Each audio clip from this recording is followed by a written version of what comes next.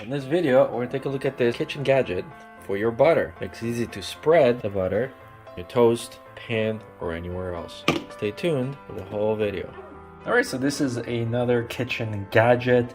This is a butter spreader. So we're gonna cut a cube from our butter here, and we're gonna basically just pierce it right over this.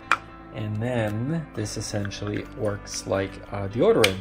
So you rotate it and the butter stick is going to just keep coming lower and lower, and then you use this to spread it on the pan or on toast or anything you want. So let's go and cut that in. Alright, so we just cut in the block. So we just cut the block in, and then we're just gonna impale it right here. Alright, it's in here. Now let's test that out.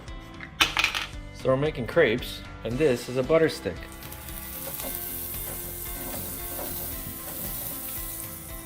To bring this lower, you just turn this bottom part.